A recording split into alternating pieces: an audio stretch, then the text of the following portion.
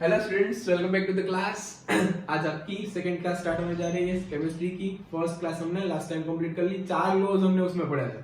कौन कौन से थे 4 लॉज? फर्स्ट आपका law of conservation of mass, second law आपका था law of constant proportion, third law of multiple proportion और last law of reciprocal proportion.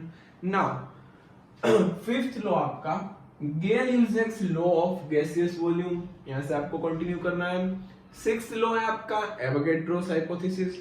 फिर आज हम पढ़ेंगे एटॉमिक मास, डिटेल में एटॉमिक मास पढ़ेंगे और नेक्स्ट टाइम से एटॉमिक मास, मॉलिक्यूलर मास वो सब खत्म करेंगे आज। और नेक्स्ट टाइम से हम ऑफिशियली मोल कंसेप्ट स्टार्ट कर देंगे, जो कि आपका जेडब्ल्यू नीट या फिर आप 12th के बोर्ड के लिए भी प्रिपेयर कर रहे हो तो उसके लिए भी इसकी जरूरत पड़ेगी।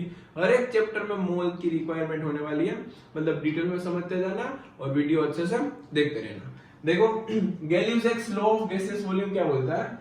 तो गेल-यूजेक एक साइंटिस्ट है, उसने एक लॉ दिया है स्पेसिफिकली किसके लिए? गैसियस के लिए। सॉलिड और लिक्विड पे वो अप्लाई नहीं होता और वो कुछ वॉल्यूम के साथ रिलेट करता है।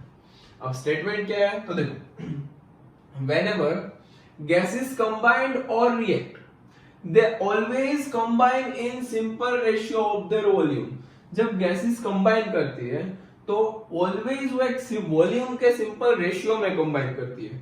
कुछ उसका रेशियो फिक्स होता है कि वॉल्यूम इतना ही वॉल्यूम इसका लो, इतना ही वॉल्यूम इसका लो तो इतना वॉल्यूम इसका बनेगा। समझ में आ रहा है? एक एग्जांपल के फॉर्म से समझते देखो, whenever hydrogen gas combines with chlorine gas, it will form hydrochloric acid in gaseous state. बनता तो गैसियस स्टेट में ही है, लेकिन आप जब उसका यूज करते हो तो वो एक्वस स्टेट में आ जाता है। अब देखो, गेल-यूजेक लॉ का जब भी क्वेश्चन आए, मैं इसके ऊपर से 2 बहुत ही बेहतरीन क्वेश्चन वो करने वाले हम आगे। देखो जब भी ये क्वेश्चन आए तो आपको पहले क्या करना है? रिएक्शन को बैलेंस करना है। तो देखो, हाइड्रोजन क्लोरीन, यहाँ पे हो गया हाइड्रोक्लोरिक एसिड, यहाँ पे मैं 2 लगा दूं मतलब रिएक्शन बैलेंस हो गई। यहाँ पे 1 लगा दिया मतलब 1 क्लोरीन, यहाँ पे 1 लगा दिया मतलब 1 hydrogen. Now check, according to Gay-Lussac आप ऐसा भी बोल सकते हो 1 वॉल्यूम ऑफ हाइड्रो, मैं यहाँ पे वॉल्यूम बोल रहा हूँ, फिर हम ml के साथ लीटर के साथ रिलेट करेंगे, लेकिन यहाँ पे मैं जनरल टर्मिनोलॉजी में वॉल्यूम यूज कर रहा हूँ। 1 volume of hydrogen gas combines with 1 volume of chlorine gas to form 2 volume of hydrochloric acid. अब देखो मैं ऐसा बोल रहा हूं, जब ये एक दूसरे के साथ एक एक वॉल्यूम मिक्स होते हैं तब इसका 2 वॉल्यूम बनता है। लाइक आपको कोई ऐसा बोले कि हाइड्रोजन गैस मेरे पास 50 ml है, क्वेश्चन ऐसा आएगा। अभी तो मैं जस्ट एग्जांपल दे रहा हूं, फिर 2 क्वेश्चन हम करने वाले हैं। अच्छा, आपको ऐसा बोल दे 50 ml हाइड्रोजन गैस है मेरे पास, मुझे हाइड्रोक्लोरिक एसिड बनाना है, तो पहले मुझे क्लोरीन कितना चाहिए और हाइड्रोक्लोरिक एसिड कितना बनेगा, ये है इसकी एप्लीकेशन। आपको सिर्फ एक कोएफिशिएंट्स देखने आ गए। अभी तो ये सिंपल है, बेसिक चीज है, इसलिए इतना बता रहा हूं। फिर इसके अंदर भी डेप्थ में जा सकते हैं हम, लिमिटिंग रिएजेंट, एक्सेस रिएजेंट वो भी पढ़ेंगे आगे, लेकिन सिर्फ सिंपल चीज में देखो, एक वॉल्यूम को एक वॉल्यूम चाहिए तो हम मतलब 50 ml को कितना चाहिए? ऑब्वियस सी बात है, कितना चाहिए होगा? 50 ml। 1 वॉल्यूम को 1 वॉल्यूम, 1 मोलेक्यूल तो 1 मोलेक्यूल, मतलब यहाँ पे मोलेक्यूल के साथ इसने रिलेट किया है, मास के साथ रिलेट नहीं करना है, यहाँ पे इसने मोलेक्यूल के साथ रिलेट कर दिया। एक मोलेक्यूल मतलब यहाँ पे स्टोइकियोमेट्रिक कोएफिशिएंट ऐसा बोलते हैं, उसके बारे में भी पढ़ेंगे भाई। अभी सिर्फ बेसिक चीज देखो, 50 ml combines with 50 ml because 1 volume requires 1 volume, that's why 50 ml combines with 50 ml. Now 1 volume will form 2 volume, then 50 ml will form 100 ml.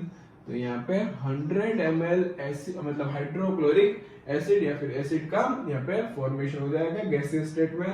तो यहाँ पे बस यही करना था, ये लो लगाने थे 50 ml, यहाँ पे हो गया 100 ml। अब 2 क्वेश्चन करने जा रहा है मैं अच्छे से, एक मैं कराऊंगा, दूसरा आपको ट्राई करना है, कमेंट बॉक्स में आंसर डालना है, चेक करना है कितने बच्चों का लॉजिक चलता है। ठीक है, बहुत ही अच्छा क्वेश्चन है।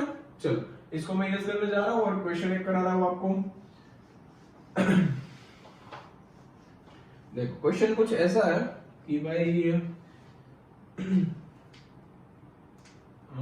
we have 50 ml of methane gas. We have 50 ml of methane gas. How much oxygen will required? How much oxygen will required? How much oxygen will required? And how much carbon dioxide will form? यहाँ पे समझना है, मैं यहाँ पे लिखना भूल गया लेकिन समझ लो, यहाँ पे करना है आपको कंबशन ऑफ मीथेन। क्या करना है? Combustion of methane. अब 10th स्टैंडर्ड में कार्बन वाले चैप्टर में आप मीथेन का कंबशन कर चुके हो, साथ साथ में रहना, अच्छे से देखते जाना। नेक्स्ट क्वेश्चन आपको करना है, अब मीथेन का कंबशन, कंप्लीट कंबशन करना है। जब भी कंबशन करने का बोले मतलब यहाँ पे समझ जाना कि वो कंप्लीट कंबशन की बात कर रहे हैं। इनकम्प्लीट करना होगा तो बोल देंगे, या तो most of the time reaction दे ही देते हैं, लेकिन अभी स्टार्टिंग है इसलिए मैं डिटेलिंग में करा रहा हूँ। देखो मीथेन का कंप्लीट कंबशन होने पे, कंबशन किसकी प्रेजेंस में होता है? ऑक्सीजन की प्रेजेंस में। और मीथेन का कंबशन होता है तो क्या बनता है? Carbon dioxide, water, heat and light, ऐसा कुछ फॉर्म होता है। तो ये पहले आपको पता होना चाहिए। चारों की फिजिकल स्टेट भी आपको पता होनी चाहिए। Methane gas, oxygen gas, carbon dioxide gas and water liquid form में मिलता है, वो भी पता होना चाहिए, वरना यहाँ पे क्वेश्चन ही नहीं हो सकता। नाउ सेकंड, आपको इसको बैलेंस करना आना चाहिए। देखो सेकंड मैटर क्या है आपकी? बैलेंस करना आना चाहिए। तो मैंने 10th में ये भी सिखाया हुआ है, परफेक्ट ट्रिक थी। CHO से बैलेंस करो, कार्बन 1 ओके, हाइड्रोजन 4 हाइड्रोजन 2, यहाँ पे 2 से मल्टीप्लाई कर दिया मतलब 4। नाउ चेक ऑक्सीजन 2, इधर कितने हैं? 2 and 2 4, मतलब यहाँ पे भी 2 CHO, ऐसा मैंने 10th में सिखाया हुआ है, मतलब देख लेना। ओके, अब देखो क्या हुआ है, हम ऐसा बोल सकते हैं 1 volume of methane combines with 2 volume of oxygen to form 1 volume of carbon dioxide। अब यहां पे नहीं बोल सकते क्योंकि ये लिक्विड की बात हो गई और गेल-यूजेक्स लॉ लिक्विड के लिए एप्लीकेबल नहीं है। तो पहली चीज आपको यहाँ पे नोटिस करवाना था, इसलिए ये क्वेश्चन लिया। दूसरी चीज भी कुछ ऐसी ही है, पहले देखते जाओ। अब क्वेश्चन कुछ ऐसा है, we have 50 ml of methane. Methane हमारे पास कितना है? 50 ml। तो how much oxygen will required and how much CO2 will form? Easy question. अगर किसी को दिमाग में आ गया तो वो आंसर कमेंट कर सकता है। चलो 3 के काउंट पे मैं यहाँ पे लिख दूंगा 1 2 3। अगर नहीं है तो पहले वीडियो पॉज करो, समझो, फिर कमेंट बॉक्स में आंसर डालो। आपका सही हो रहा है कि नहीं देखो, ट्राई करो। जस्ट अभी आप साइंस में एंटर हुए हो, इंटरेस्ट लेना स्टार्ट करो, जल्दी से क्वेश्चन सोल्व करने की ट्राई करो, भले गलत हो जाए, ठीक है। देखो 1 volume combines with 2 volume, then 50 ml combines with 100 ml, obvious सी बात थी, easy। कार्बन डाइऑक्साइड कितना बनेगा?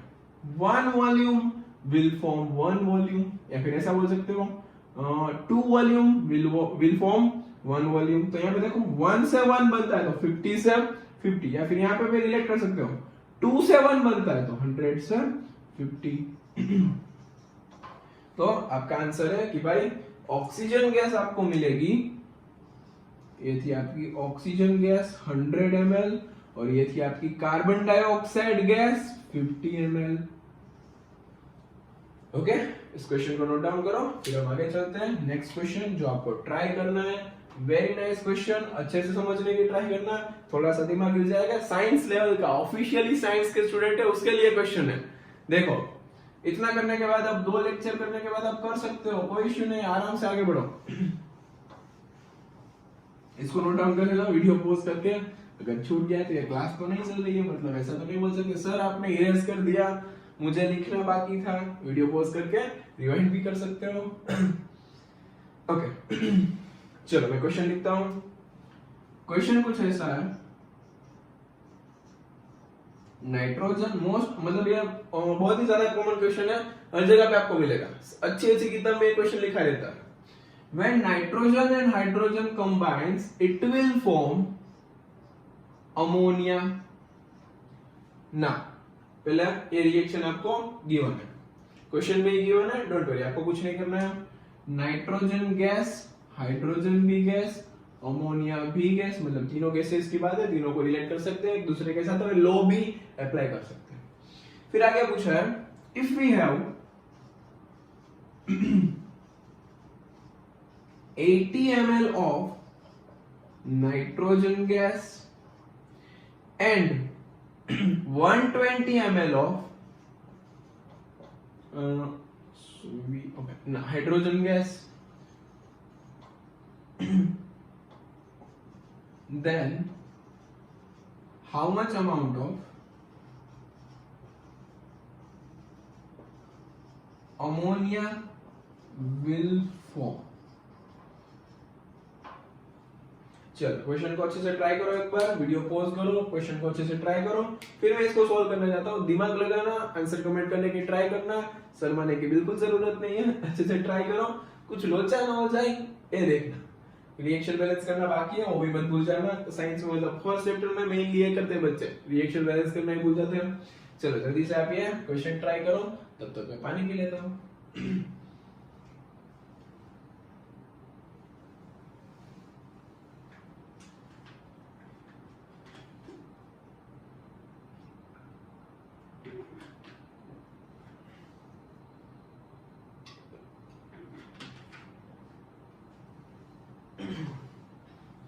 ओके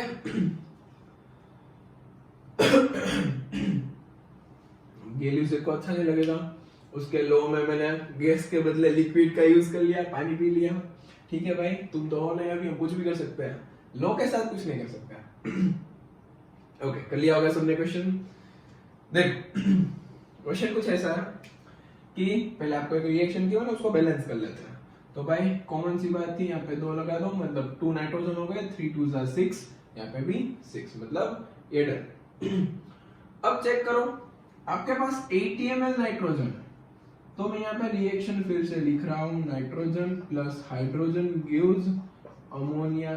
फिर से रिएक्शन को भी यहाँ पे बैलेंस कर देते हैं। अब देखते जाना, सॉरी क्या पूछा, हम ऐसा बोल सकते हैं 1 volume nitrogen will require 3 volume hydrogen and form 2 volume ammonia. Okay ऐसा कुछ मैंने यहाँ पे कोएफिशिएंट के ऊपर से लिख दिया। अब चेक करो, 80 ml नाइट्रोजन है आपके पास, तो पहले 80 ml से चेक करते हैं। एक को 3 चाहिए, तो 80 ml को कितना चाहिए, क्वेश्चन सोचने लगा। देखो एक को 3 चाहिए, तो 80 को कितना चाहिए, एक को 3 चाहिए। यहाँ पे देखो अभी मैं बेसिक समझा रहा हूँ, तो 80 को कितना चाहिए होगा, 83 सा ऑब्वियस सी बात है, 83 सा 24 और 0, मतलब इसको 240 ml हाइड्रोजन चाहिए। आपके पास कितना है भाई, जेब में पैसे ही नहीं है, ये नहीं हो सकता। आपके पास सिर्फ 120 ml हाइड्रोजन अवेलेबल है और आपको यहाँ पे चाहिए 240 ml, तो क्या नहीं होगा, हो सकता है। दूसरा लॉजिक अच्छे से अप्लाई करो, इसको मैं इरेज कर रहा हूं। अब मैं उल्टी प्रोसेस करूंगा। देखो मैं ऐसा बोलता हूं, हमारे पास हाइड्रोजन कितना है 120 ml। अब देखना, पहले मैंने नाइट्रोजन के पॉइंट ऑफ व्यू से स्टार्ट किया था, अब मैं हाइड्रोजन के पॉइंट ऑफ व्यू से स्टार्ट कर रहा हूं। आपको साइंस के पॉइंट ऑफ व्यू से आंसर देना है। देखो 3 volume of hydrogen required 1 volume of nitrogen, ऐसा भी तो बोल सकते हैं। रिएक्शन है भाई, ये कॉन्सेप्ट हम आगे पढ़ेंगे 2-3 लेक्चर के बाद। कॉन्सेप्ट का नाम होगा limiting reagent and access reagent, ऐसा हम एक टॉपिक पढ़ने वाले हैं। अब देखो हम अभी किसके पॉइंट ऑफ व्यू से सोच रहे हैं, हाइड्रोजन के पॉइंट ऑफ व्यू से सोच रहे हैं। पहले हम नाइट्रोजन के पॉइंट ऑफ व्यू से सोच सकते हैं, साइंस में पॉइंट ऑफ व्यू की बात है। देखो 3 volume required, 1 volume, then 120 ml required, 120 by 3 मतलब 40 ml ऑफ नाइट्रोजन। हमारे पास नाइट्रोजन कितना है 80 ml। अब जितना चाहिए उससे तो ज्यादा है, मतलब थोड़ा सा अनरिएक्टेड रहेगा, वो इतना रिएक्ट नहीं करता, उसी को लिमिटिंग रिएजेंट बोलते हैं, हम आगे देखेंगे। मतलब यहाँ पे 40 ml बच गया, मतलब 40 ml हम यूज कर रहे हैं रिएक्शन में, है एक्चुअली हमारे पास 80, तो थोड़ा सा बच जाएगा। अब यहाँ से कंपेयर कर लो, अब तीन मतलब यहाँ से कंपेयर करो, 3 वॉल्यूम को 2 वॉल्यूम चाहिए, तो 120 ml को कितना चाहिए, तो फिर से यूनिटरी मेथड लगाओ, 3 वॉल्यूम को 2 वॉल्यूम चाहिए, तो 120 ml को कितना चाहिए, तो 120 multiply by 2 and divide by 3, ऐसा यूनिटरी मेथड लगा के कर लो, मतलब 42 जा 80 कट हो जाएगा और यहाँ पे आंसर मिलेगा 80 ml। तो ऐसा भी नहीं होना चाहिए, पहले आप करते ना तो कुछ ऐसा मिलता, एक वॉल्यूम को 3 वॉल्यूम, तो 80 को कितना चाहिए 240, यहाँ पे 240 और यहाँ पे 80 दोनों मिला के कितना हो जाता 320, और यहाँ पे 320, मतलब इतना तो मतलब ये पॉसिबल नहीं है, इतना परफेक्ट रिएक्शन नहीं होगा। मतलब समझना ये था कि आपको इन दोनों के पॉइंट ऑफ व्यू से समझना है, एग्जाम में जब भी क्वेश्चन आए। ये बहुत ही अच्छा क्वेश्चन था, मतलब जनरल ये सब लास्ट में करवाते हैं, लेकिन अभी आपने मैंने स्टार्टिंग में ही दे दिया, मतलब आप अच्छे हो, समझ सकते हो, मुझे पता है, इसलिए मैंने स्टार्टिंग में ये क्वेश्चन ले लिया। देखो एक बार फिर से समझते हैं इस क्वेश्चन को। यहाँ पे भी 6 लिख दिया, मैं यहाँ पे कर देता हूँ 3 2 6 रिएक्शन बैलेंस। देख if we have 80 ml of nitrogen gas and 120 ml of hydrogen gas, then how much amount of ammonia will form? Reaction लिख दिया, एक वॉल्यूम 3 वॉल्यूम 2 वॉल्यूम वो भी लिख दिया। अब एक वॉल्यूम मतलब मैंने ले लिया 80 ml, तो एक को 3 चाहिए, तो 80 को 240 चाहिए, लेकिन आपके पास तो 120 है, रिएक्शन नहीं हो सकती, तो मैंने इसके पॉइंट ऑफ व्यू से सोचा इसका है टोटल 120 ml, 3 को 1 चाहिए, तो 120 को कितना चाहिए, ऐसे सोचना पड़ेगा, तो 120 को चाहिए 40। अब 3 से 2 बनता है, तो 120 से कितना बनेगा 80 बनेगा, सिंपल सी बात थी। तो आपका आंसर आ जाएगा कि भाई अमोनिया बनेगी 80 ml अमोनिया का फॉर्मेशन हो जाएगा। तो ये तो एप्लीकेशन है, यही तो साइंस वाले बच्चों को दिमाग दौड़ाना होता है। तो भाई थोड़ा सा कॉम्प्लिकेटेड क्वेश्चन था, किसी को समझ में नहीं आया तो 2 बार देखो, ऑलरेडी 2 बार मैंने समझा दिया है, आप 2 बार देखेंगे तो आपको 4 बार दिखेगा, अच्छे से एक बार समझ लो।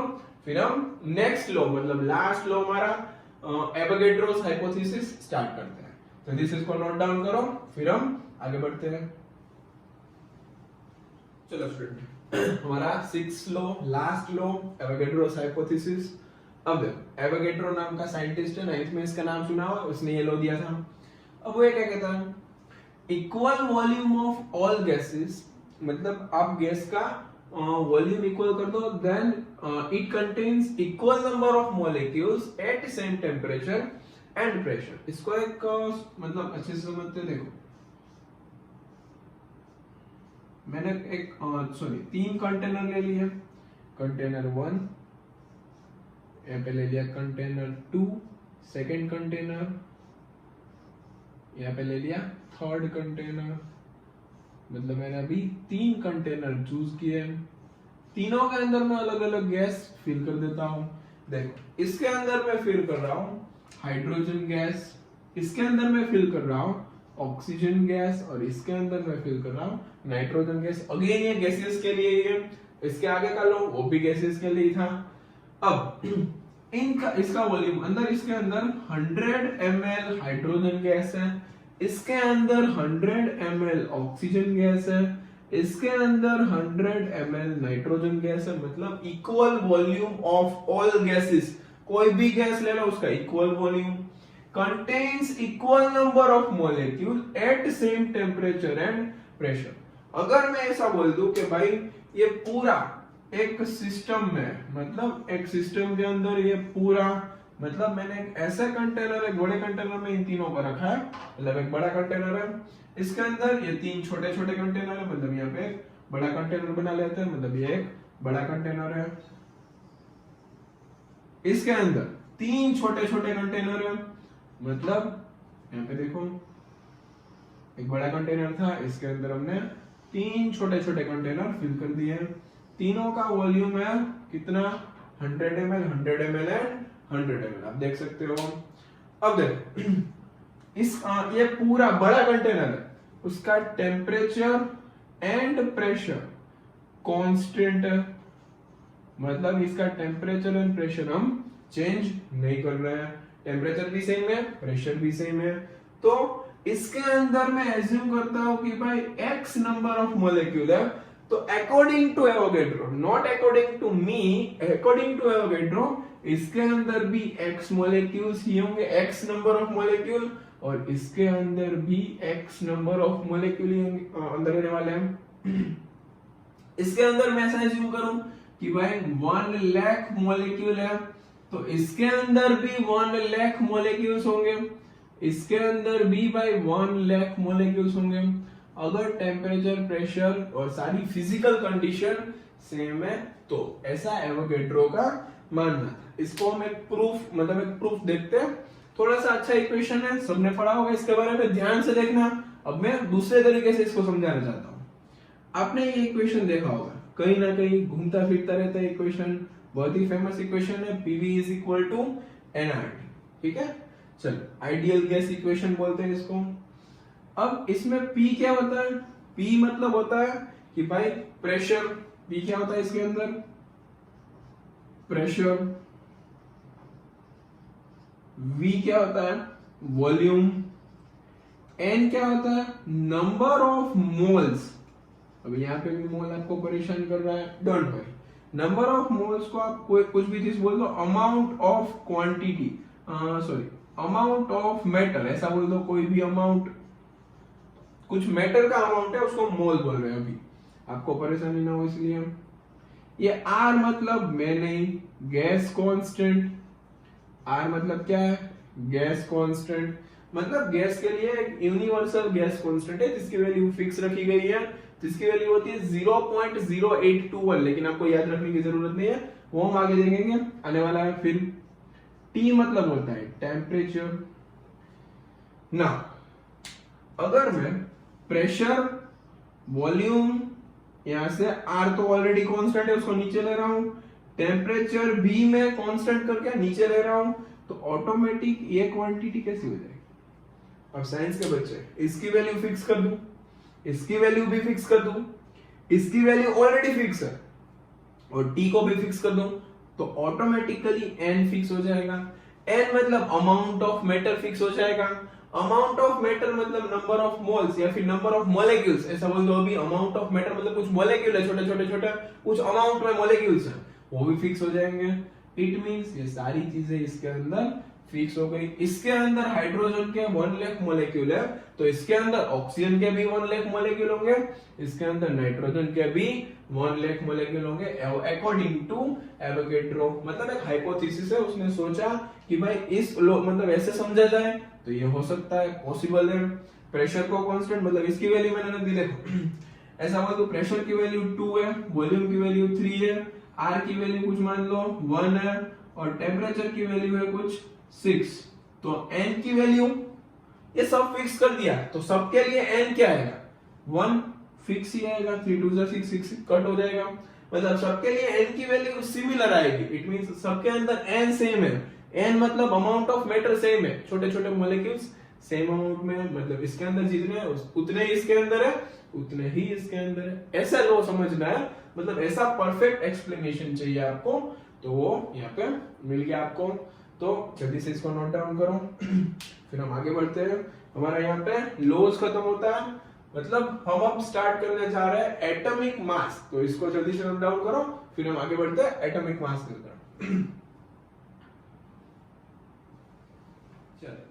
अब आपका नेक्स्ट टॉपिक है एटॉमिक मास। अब इसमें जनरली बच्चे कंफ्यूज रहते हैं एटॉमिक मास क्या होता है, तो स्टार्टिंग में ही मैं एटॉमिक मास एकदम अच्छे से समझा देता हूँ। वो एटॉमिक मास हमने देखा था, मैंने जो ट्रिक दी थी, वो भी एक एटॉमिक मास का एक पार्ट है, लेकिन यूनिट कुछ अलग है। 3 यूनिट हम समझेंगे यहाँ पे, देखते जाओ।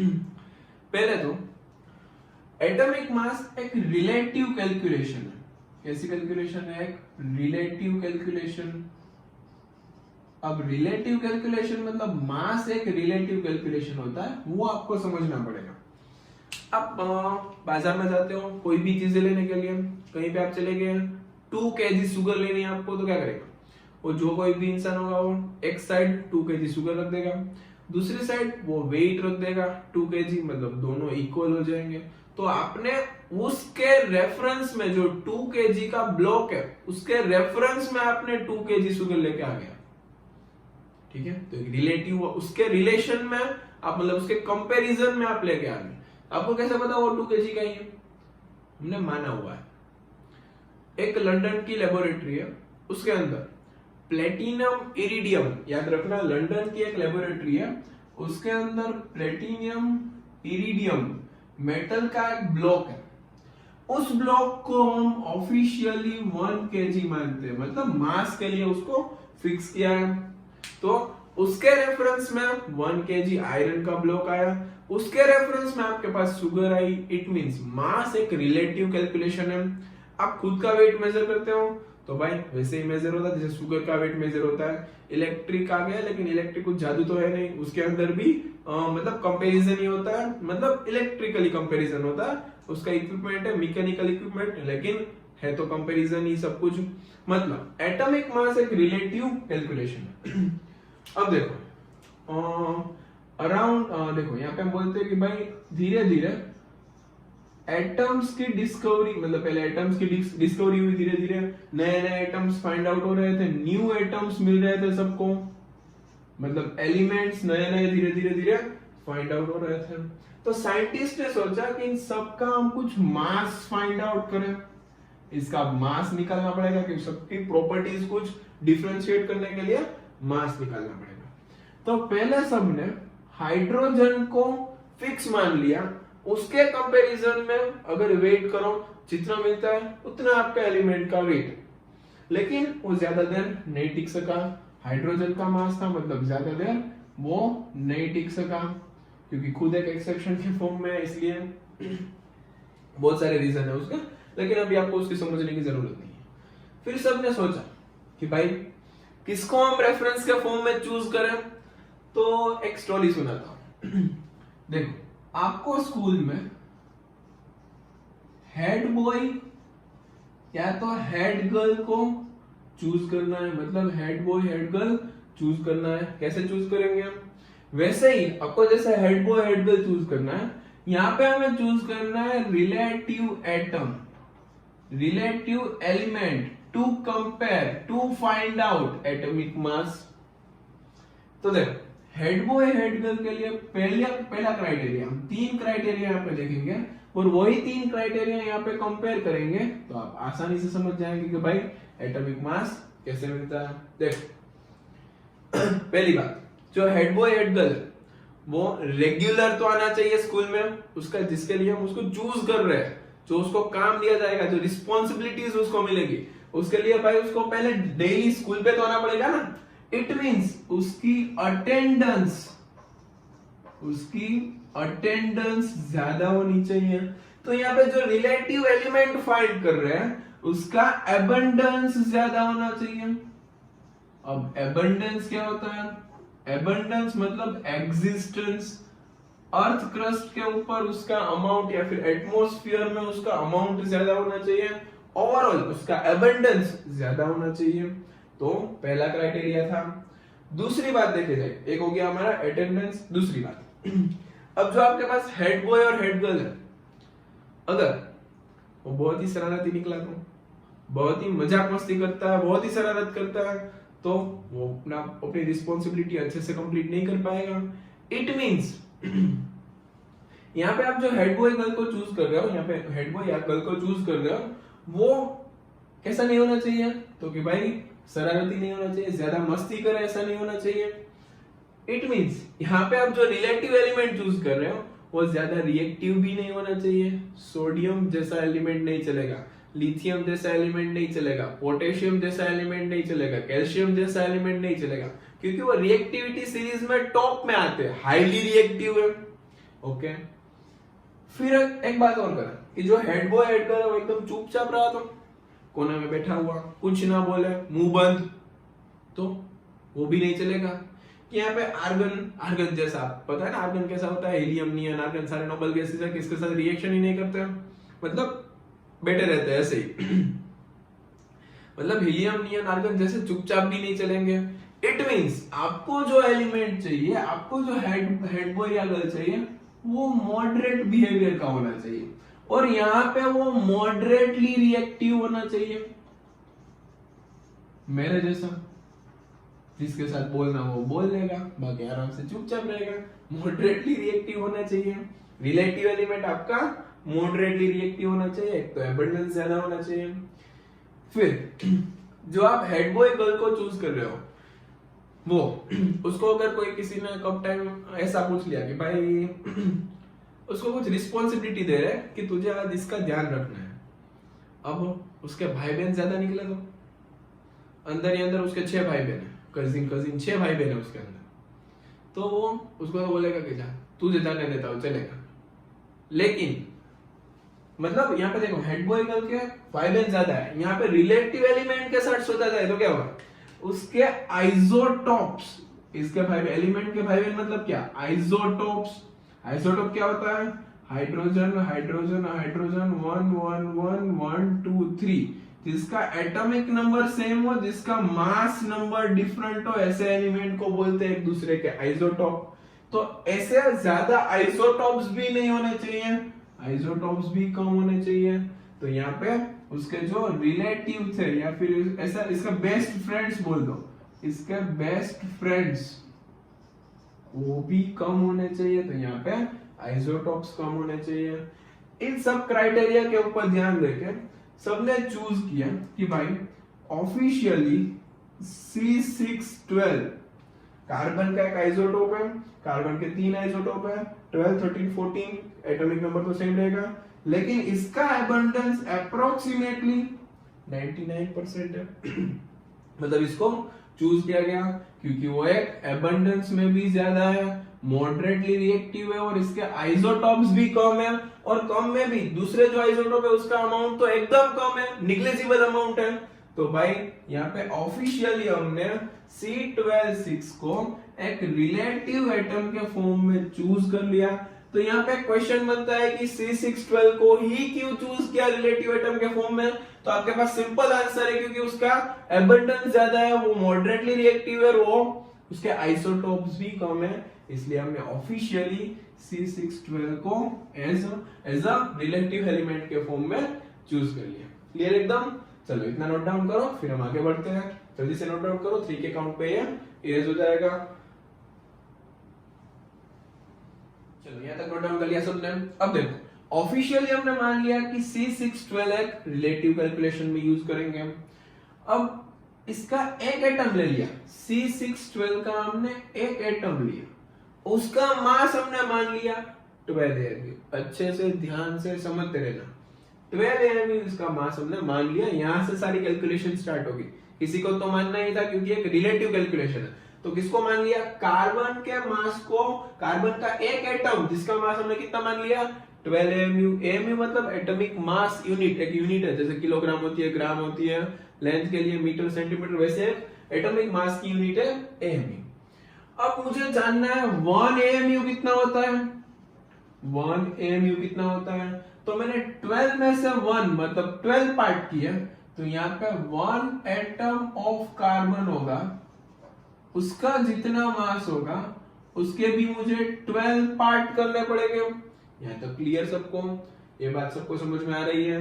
तो अगर कोई पूछे कि भाई 1 AMU क्या है, तो आपको यहाँ पे डिफाइन कर सकते हो 1/12 mass of C12 isotope is officially known as 1 atomic mass unit।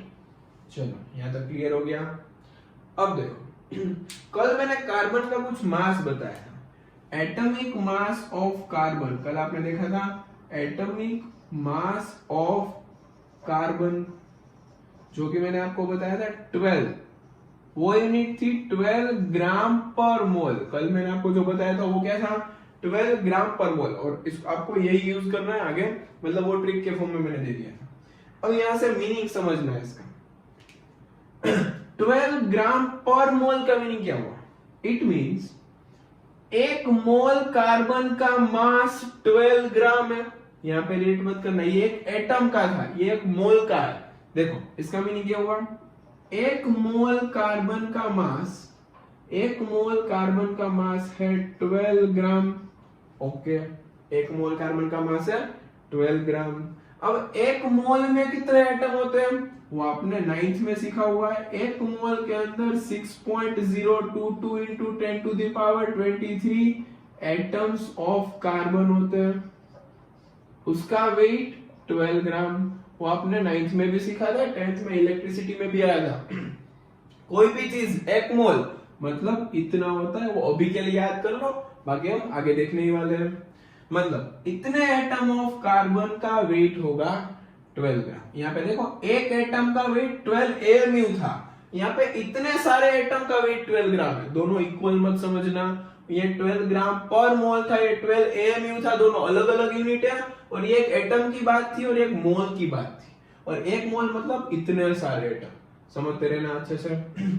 चलो इतना क्लियर पहले। मतलब इतने एटम का मास हो गया 12 ग्राम। अब मैं ऐसा बोल सकता हूं 1 एटम ऑफ कार्बन का मास क्या होगा? 1 एटम ऑफ कार्बन का मास आपने यहां पे तो बोल दिया इतने एटम का मास 12 ग्राम। देन एक एटम का कितना? यूनिटरी मेथड लगानी है सिर्फ इसके ऊपर। ये चारों को मैं रिलेट कर रहा हूं, आसानी से हो जाएगा। ध्यान दो, एक एटम कार्बन का वेट कितना होगा? इतने एटम का 12 ग्राम। एक एटम का कितना? 1 into 12 upon 6.022 into 10 to the power 23। ठीक है। इतने सारे एटम का 12 ग्राम। सिंपल ऐसा ही है। 2 पेन के 10 रुपीज, तो 5 पेन के कितने, या फिर एक पेन के कितने। तो मैंने वही किया, इतने एटम का 12 ग्राम, तो एक एटम का कितना, तो ये भी आ जाएगा ग्राम में। तो देखो हमने ऑफिशियली क्या फाइंड कर लिया, कार्बन के एक एटम का मास इन ग्राम हमने फाइंड आउट कर लिया। ओके, यहां से हम आगे बढ़ेंगे। इसको नोट डाउन करो, ये 1 एटम ऑफ कार्बन का मास है। ऐसा बोल सकते हैं mass of 1 atom of carbon. चलो 3 के काउंट पे मैं इसको इरेज कर दूंगा। फिर हम यहाँ पे आएंगे, इसको स्टार बना के रखते हैं, फॉर्मूला है, यहाँ पे हम वैल्यू पुट करने वाले। देखो यहाँ पे क्या है, 1 एटम ऑफ कार्बन का मास। यहाँ पे भी क्या है, 1 एटम ऑफ कार्बन। भले नीचे 12 है, न्यूमेरेटर में मैं ये वैल्यू रख सकता हूँ। जल्दी से इसको नोट डाउन करो। चलो 3 के काउंट पे मैं इसको इरेज कर दूंगा, 1 2 एंड 3। थोड़ा सा कॉम्प्लिकेटेड है, 2-3 बार देखना पड़ेगा, डोंट वरी। अब आपने ऑफिशियली फाइंड आउट कर लिया कार्बन के एक एटम का मास। यहाँ पे कितना मिला था आपको, 1 इंटू 12 अपॉन 6.022। मतलब और एक को बता दूं, चलो यहाँ पे लिख देते हैं साइड में कि mass of 1 atom of carbon है 12 इंटू 1 अपॉन Na। Na मतलब क्या, एवोगैड्रो नंबर को शॉर्ट में Na लिखते हैं। तो mass of 1 atom of carbon हो गया 12 upon Na, 12 into 1 upon Na। और यहाँ पे तो 12 था ही, क्योंकि मैंने ये वैल्यू यहाँ पे पुट कर दी। इसका मतलब ये चीज हो गई 1 AMU, और ये 12 कट, और ये इतना ग्राम था, तो ये भी क्या हो जाएगा, यहाँ पे ग्राम में मिलेगा आपको। 1 एटम ऑफ कार्बन का वेट मैंने ग्राम में रखा, 12 कट हो गया, तो मैंने 1 AMU को ऑफिशियली ग्राम में कन्वर्ट कर दिया। देखो क्या मिला मुझे, 1 AMU is equal to 1 upon Na gram. अब Na की वैल्यू कितनी होती है, 1 AMU is equal to 1 upon 6.022 into 10 to the power 23 gram. इसको अगर आप डिवाइड करेंगे तो आपको वैल्यू मिलेगी 1.66 इंटू 10 टू द पावर -24 ग्राम। तो ऑफिशियली हमने एक रिलेशन डिराइव कर लिया, एक AMU का ग्राम के साथ रिलेशन, एटॉमिक मास यूनिट को ग्राम में कैसे कन्वर्ट करते हैं वो यहां से हमें पता चल चुका है। मतलब ये हो गया आपका AMU का ग्राम में कन्वर्जन। अच्छे से देखो, एक बार रिवाइज करो मेरे साथ। देखो पहले ऑफिशियली कार्बन को मान लिया, कार्बन का वेट माना 12 AMU। 12 AMU है, 1 AMU मतलब जितना कार्बन का मास था उसको 12 से डिवाइड कर दो। ओके, उस इक्वेशन को हमने ऊपर रखा, अभी भी दिख रहा है वो इक्वेशन। फिर आगे गए, कार्बन का मास जो मैंने कल आपको बताया था वो था 12 ग्राम पर मोल। इट मींस 1 मोल कार्बन का मास 12 ग्राम। ओके, एक मोल का 12 ग्राम है, तो एक मोल मतलब मैं ऐसा बोल सकता हूँ 6.022 into 10 to the power 23 का मास कितना होगा, 12 ग्राम। ओके, तो एक एटम का मास कितना होगा, ये तो इतने सारे एटम थे, एक एटम का कितना होगा, तो भाई यहाँ पे 12 into 1 अपॉन एवोगैड्रो नंबर हो गया mass of one atom of carbon. कोई भी पूछे एमसीक्यू में पूछ सकता है कि एक एटम कार्बन का मास कितना होता है, 12 अपॉन n ग्राम। ओके, तो एक एटम ऑफ कार्बन का मास मैंने यहाँ पे रख दिया, तो मुझे ऑफिशियली एएमयू और ग्राम के बीच का रिलेशन मिल गया।